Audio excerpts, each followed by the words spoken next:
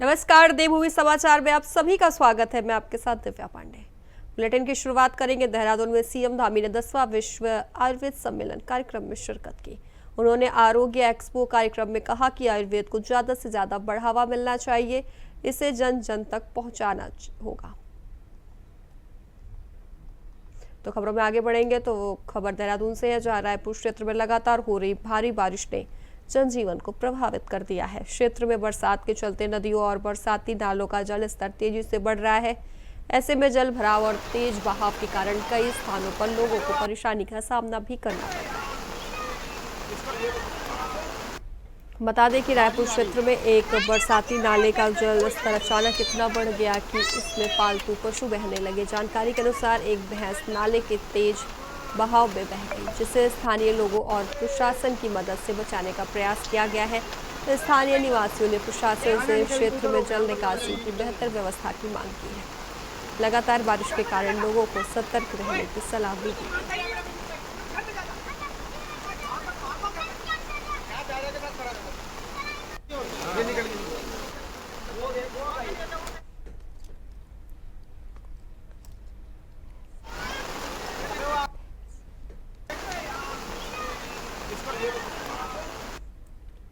खबरों में आगे बढ़ेंगे। राज्य निर्वाचन आयोग ने ब्लॉक प्रमुख, ज्येष्ठ प्रमुख, कनिष्ठ प्रमुख और जिला पंचायत अध्यक्ष और उपाध्यक्ष पद के दावेदारों द्वारा खरीदे गए नामांकन फॉर्म की जानकारी ली है। देहरादून जनपद में जिला पंचायत अध्यक्ष पद के लिए कुल 3 फॉर्म खरीदे गए हैं। ऐसे में जबकि उपाध्यक्ष पद के लिए 1 फॉर्म लिया गया है। वहां जिले के 6 ब्लॉकों में ब्लॉक प्रमुख पद के लिए कुल 15 नामांकन फॉर्म खरीदे गए हैं। इसके अलावा ज्येष्ठ प्रमुख पद के लिए 10 तथा कनिष्ठ प्रमुख पद के लिए 7 फॉर्म खरीदे गए।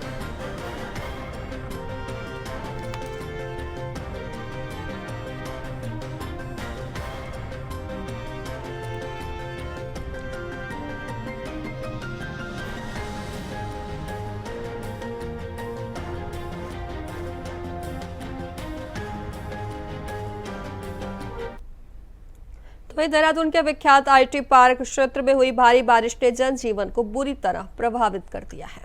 तेज बारिश के चलते पूरे इलाके में जल भराव की स्थिति उत्पन्न हो गई है। तो सड़कों पर पानी भर जाने से वाहन चालकों और पैदल यात्रियों को भारी परेशानी का सामना भी करना पड़ रहा है। स्थानीय निवासियों के अनुसार जल प्रवाह इतना तेज था कि कई वाहन बीच सड़क पर बंद हो गए और लोग फंसे। तो आईटी पार्क जैसे महत्वपूर्ण क्षेत्र में इस तरह की स्थिति ने नगर निकाय की तैयारियों पर सवाल खड़े कर दिए। प्रशासन और नगर निगम की टीमें मौके पर पहुंचकर राहत और बचाव निकासी के कार्य में जुट गई है। स्थिति सामान्य बनाने के प्रयास जारी हैं।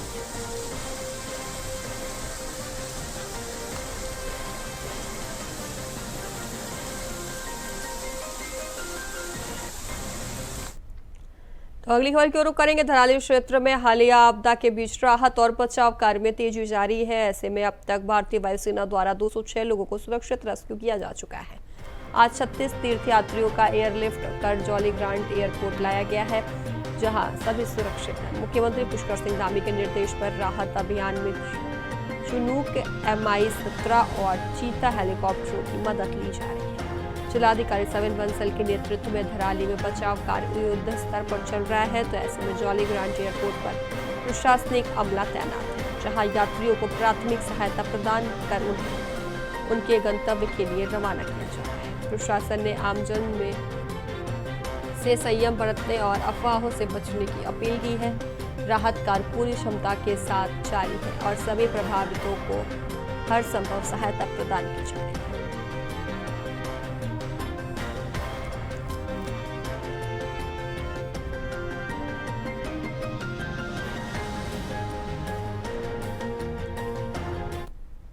तो अगली खबर की ओर रुख करेंगे। खबर मसूरी से, जहां एक चौंकाने वाला वीडियो वायरल हो रहा है। बता दें, जिसमें एक तेज रफ्तार वाहन 2 महिलाओं को टक्कर मारते हुए देखा गया है। प्रत्यक्षदर्शियों के अनुसार हादसा अचानक हुआ, जिससे इलाके में अफरा तफरी मच गई। इस हादसे में एक महिला गंभीर रूप से घायल हो गई है, जिसे स्थानीय अस्पताल ले जाया गया है। तो वहीं कई अन्य वाहनों को भी नुकसान पहुंचाया है। पुलिस ने तत्काल कार्रवाई करते हुए वाहन चालक को हिरासत में ले लिया है और उससे पूछताछ की जा रही है। वीडियो के वायरल होने के बाद प्रशासन भी सतर्क हो गया है। मसूरी पुलिस मामले की गंभीरता से जांच कर रही है।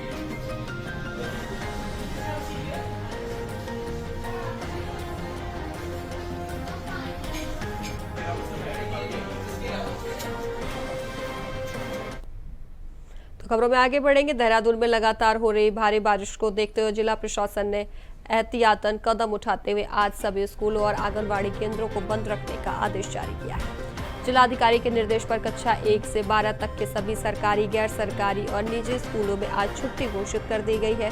साथ ही सभी आंगनबाड़ी केंद्र भी बंद रहेंगे। यह निर्णय बच्चों की सुरक्षा को ध्यान में रखते हुए लिया गया है, क्योंकि बारिश से सड़कों पर जल भराव और भूस्खलन की आशंका बनी हुई है। प्रशासन ने अभिभावकों से अपील की है कि वे मौसम की स्थिति को देखते हुए बच्चों को घर पर ही सुरक्षित रखें।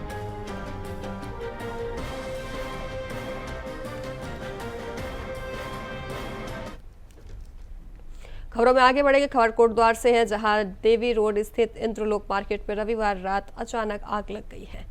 इंद्रलोक होटल के नीचे स्थित इस मार्केट की एक कपड़े की दुकान से धुआं निकलते देख स्थानीय लोग ने तुरंत अग्निशमन विभाग और कोतवाली पुलिस को सूचना दी। सूचना मिलते ही दमकल की टीम मौके पर पहुंच गई और आग पर काबू पाने के प्रयास शुरू कर दिए। तो कोतवाली पुलिस ने मौके पर पहुंचकर सुरक्षा की दृष्टि से आसपास की सभी दुकानों को खाली करवा दिया, ताकि अन्य दुकानों में रखा सामान सुरक्षित किया जा सके। आग की लपटें इतनी तेज थी कि आसपास के क्षेत्र में अफरा तफरी का माहौल बन गया। जानकारी के अनुसार आग लगने का कारण शॉर्ट सर्किट बताया जा रहा है। हालांकि किसी प्रकार की जनहानि की सूचना नहीं है। फायर ब्रिगेड की मुस्तैदी और स्थानीय लोगों की सतर्कता से बड़ा हादसा होते हुए चल रहा है।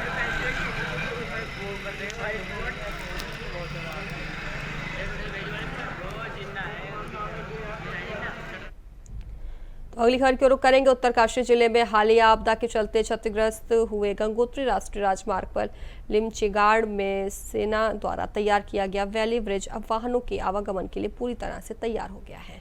सेना ने बेहद चुनौतीपूर्ण परिस्थितियों में इस कार्य को सफलतापूर्वक अंजाम दिया है। ऐसे में युद्ध स्तर पर दिन रात काम कर वैली ब्रिज का निर्माण कार्य पूरा किया गया है, जिसके बाद देर रात से इस पर वाहनों की आवाजाही शुरू हो गई है। पुल के बनते ही सोनगाड़ तक का संपर्क बहाल हो गया है और अब आगे की क्षतिग्रस्त सड़कों के पुनर्निर्माण का कार्य और तेजी से हो सकेगा। वहीं मुख्यमंत्री पुष्कर सिंह धामी द्वारा आपदा के बाद राहत और पुनर्निर्माण कार्यों की लगातार निगरानी की जा रही है, जिससे प्रभावित क्षेत्रों में सामान्य स्थिति शीघ्र लौट रही है। तो अगली खबर की ओर रुख करेंगे। प्रदेश के मुख्यमंत्री पुष्कर सिंह धामी आज देहरादून में आयोजित 10वें विश्व आयुर्वेद सम्मेलन और आरोग्य एक्सपो कार्यक्रम में शामिल हुए। कार्यक्रम में शिक्षा और चिकित्सा मंत्री धन सिंह रावत, वर्ल्ड आयुर्वेद फाउंडेशन के अध्यक्ष चंद्रशेखर नायर सहित कई गणमान्य लोग मौजूद रहे। मुख्यमंत्री धामी और अतिथियों ने दीप प्रज्वलन कर कार्यक्रम का शुभारंभ किया। इस अवसर पर मुख्यमंत्री ने कहा कि उत्तराखंड आयुर्वेद और आयुष का वास्तविक केंद्र है, जहां दुर्लभ जड़ी बूटियों का भंडार है। उन्होंने कहा कि प्रधानमंत्री के मार्गदर्शन में आयुर्वेद को विश्व स्तर पर पहचान मिल रही है और कोरोना काल में इस विधा ने स्वास्थ्य संरक्षण में अहम भूमिका निभाई है।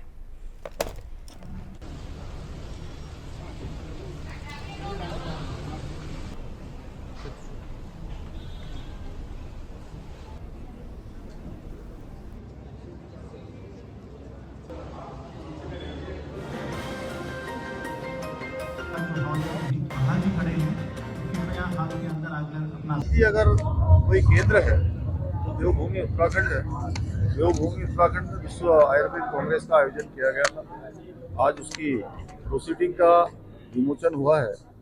निश्चित रूप से ये विमोचन जहां देश दुनिया के लिए आरोग्य के क्षेत्र में एक बहुत महत्वपूर्ण प्रोसीडिंग का हिस्सा बनेगा, वहीं उत्तराखंड को भी आयुर्वेद के क्षेत्र में आगे ले जाने में बहुत बड़ी भूमिका निभाएगा।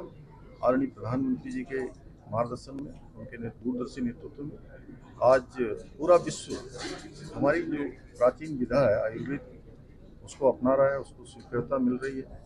और इस विधा का हमने असर, इसका प्रभाव कोरोना महामारी के दौरान बहुत भली प्रकार से महसूस किया। हर एक व्यक्ति को इस विधा ने स्वस्थ करने में अपना बहुत महत्वपूर्ण रोल अदा किया। इसको हम अपना कर स्वस्थ जीवन शैली का आधार बना सकते हैं और उत्तराखंड विशेष रूप से इसका मुख्य केंद्र रहा है, जहाँ ऋषियों ने, मुनियों ने, बड़े बड़े आयुर्वेदाचार्यों ने यहाँ पर शोध किया है, अनुसंधान किया है, इस क्षेत्र में तपस्या की है और आने वाले वर्षों में हम इस क्षेत्र में भी एक आदर्श स्थापित करें, इस दिशा में हम काम खबरों में आगे बढ़ेंगे। उत्तरकाशी जिले में आई आपदा के कारण बिजली आपूर्ति व्यवस्था बुरी तरह प्रभावित हुई थी। ऐसे चुनौतीपूर्ण हालातों में उत्तराखंड पावर कॉर्पोरेशन लिमिटेड के कार्मिक लगातार दिन रात कार्य कर विद्युत आपूर्ति बहाल करने में जुटे हैं। कठिन भौगोलिक परिस्थितियों, भारी मलबे और टूटे विद्युत पोलों के बावजूद टीमों ने युद्ध स्तर पर काम शुरू किया है। कई दूरस्थ गांवों में कर्मचारियों को पैदल पहुंचाकर मरम्मत कार्य करना पड़ रहा है। वहीं यूपीसीएल द्वारा त्वरित कार्रवाई करते हुए कई क्षेत्रों में बिजली आपूर्ति आंशिक रूप से बहाल कर दी गई है, जबकि शेष क्षेत्रों में भी जल्द ही बहाली के प्रयास जारी हैं।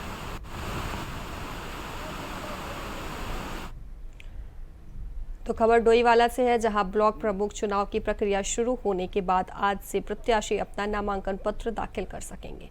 इसी को लेकर कांग्रेस पूरी तरह मजबूत नजर आ रही है। डोईवाला ब्लॉक प्रमुख पद पर कांग्रेस ने अपने प्रत्याशी के तौर पर गौरव सिंह को मैदान में उतारा है, जिनको डोईवाला ब्लॉक के लगभग 2.5 दर्जन क्षेत्र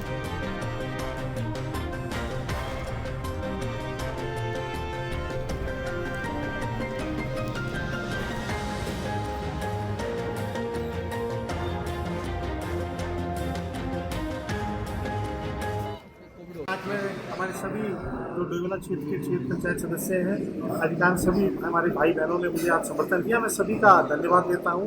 और आज हमने एक सुर में हमारे जो ज्येष्ठ प्रमुख कैंडिडेट हैं भाई धनवीर जी को यहाँ पर हम सब ने अपना समर्थन दिया है और अपनी बहन बीना चौहान जी को अपना समर्थन दिया है। मैं सभी जितने भी हमारे क्षेत्र पंचायत के सदस्य हैं जो यहाँ पर इस कार्यक्रम में मौजूद थे, जिन्होंने ये समर्थन दिया, मैं आप सभी इन सभी का धन्यवाद।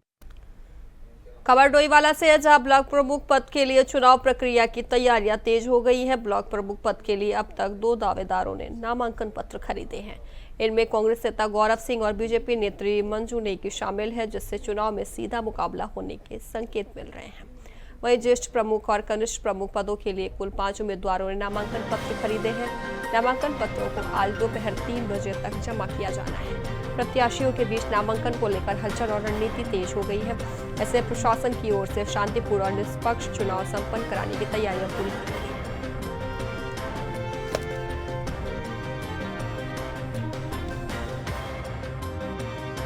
नामांकन पत्र कुल 4 नामांकन पत्र बिके थे। आज भी नामांकन पत्र कनिष्ठ और ज्येष्ठ के गए हैं, एक संख्या में अभी तक गए हैं, लेकिन आज नामांकन पत्र 1 बजे तक ही बिकेंगे और 3 बजे तक नाम जमा करना है। तो जिन लोगों को भी नामांकन पत्र खरीदना है वो अपना टाइम के अंतर्गत ले ले और 3 बजे तक उसको फॉर्म को जमा कर दें। इसके अलावा क्या चुनाव के कार्यक्रम घोषित हो गए, जिसमें कि आज नामांकन पत्रों को प्राप्त करना है 3 बजे तक।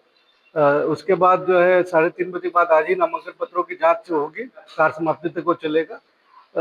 कल जो है नाम पत्रों के जिन्होंने नामांकन किया है, अगर उसमें से कोई नाम वापस लेना चाहता है तो कल नाम वापसी का दिन है।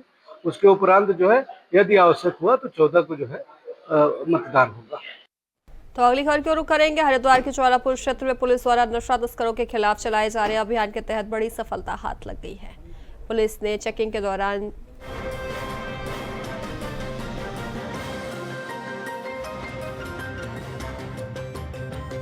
गिरफ्तार किया। यह गिरफ्तारी नहर पटरी गुजर बस्ती के पास से की गई है। पकड़े गए आरोपी की पहचान साकिर पुत्र जाबीर निवासी मोहल्ला पीठ बाजार के रूप में हुई है। आरोपी के खिलाफ एनडीपीएस एक्ट के तहत मुकदमा दर्ज कर लिया गया है और उसे न्यायालय में पेश किया जा रहा है। पुलिस का कहना है कि नशा तस्करी के खिलाफ अभियान लगातार जारी रहेगा और इस तरह की गतिविधियों में शामिल किसी भी व्यक्ति को बख्शा नहीं जाएगा।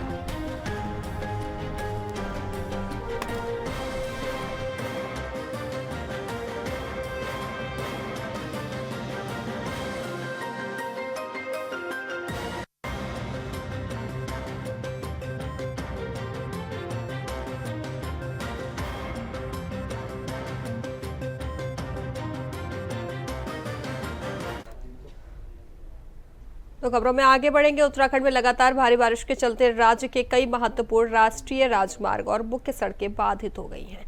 NH2 पूरी तरह बंद हो गया है, जबकि BRO के अधीन बद्रीनाथ और माना हाईवे के 2 स्थानों पर यातायात अवरुद्ध है। PWD के अंतर्गत विकासनगर कलसी बड़कोट मार्ग के 2 हिस्सों पर भी यातायात ठप है। इसके अलावा NHAI का बुड़खाल मोटर मार्ग जो NH74 और NH119 को जोड़ता है पूरी तरह बंद हो चुका है।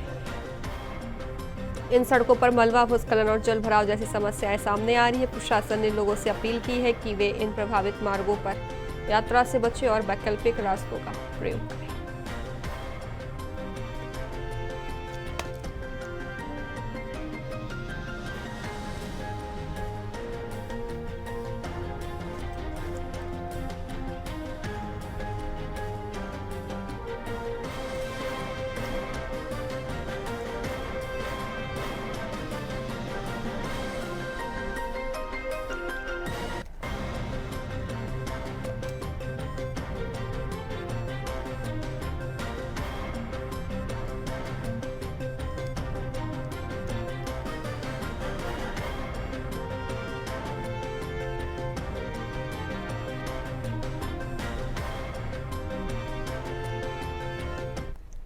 तो अगली खबर की रुख करेंगे। कालाडूंगी क्षेत्र में देर रात से हो रही तेज बारिश के चलते नगर और ग्रामीण इलाकों में बाढ़ जैसे हालात बन गए हैं। कई स्थानों पर भारी जल भराव हो गया है, जिससे जनजीवन अस्त व्यस्त हो गया है। बारिश का पानी कई घरों में घुस गया है, जिससे लोगों को भारी नुकसान हुआ है और डर का माहौल बन गया है। मौसम विभाग ने पहले ही भारी बारिश की चेतावनी जारी की थी, जो बिल्कुल सटीक साबित हुई है। क्षेत्र की नदियां और नाले उफान पर है, जिससे आसपास के गाँव और कस्बों में खतरा और बढ़ गया।